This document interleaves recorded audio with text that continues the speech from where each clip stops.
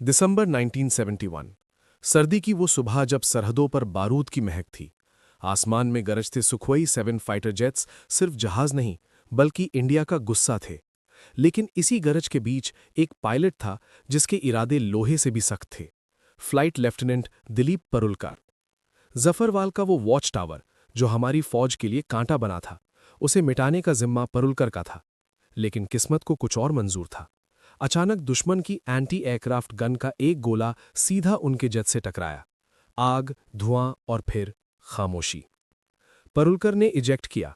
Parachute खुला लेकिन नीचे मौत का नंगा नाच हो रहा था।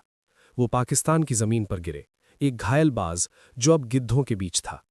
गुस्से से पागल भीड़ ने उन्हें घेर लिया। मारपीट, गालियां और खून। लेकिन उनकी आंखों में खौफ नहीं था। तभी पाकिस्तानी फौज आई, उन्हें मौत के मुंह से निकाला।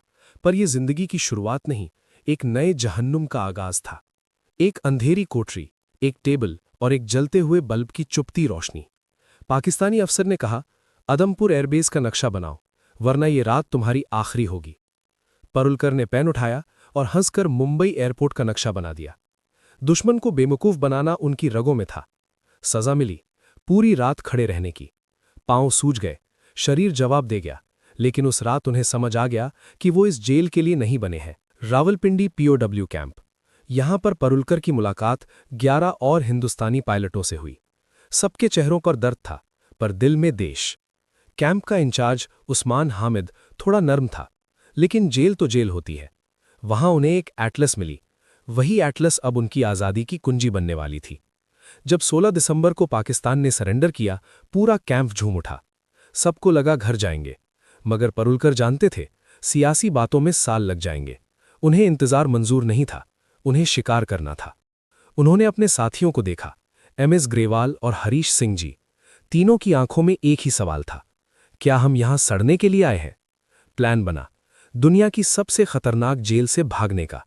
वो जेल जहां पर परिंदा भी पर नहीं मार सकता था। प्लान तैयार था, लेकिन एक बड़ी रुकावट थी। इन्हें ऐसी जगह चाहिए थी जहां से बाहर की दीवार सबसे करीब हो। सेल नंबर 4, वो जगह जहां मौत और जिंदगी के बीच सिर्फ 18 इंच की दीवार थी। दिलीप परुलकर ने अपनी दोस्ती और चतुराई का इस्तेमाल किया और गार्ड्स को मना लिया कि उन्हें सेल 4 में शिफ्ट कर दिया जाए।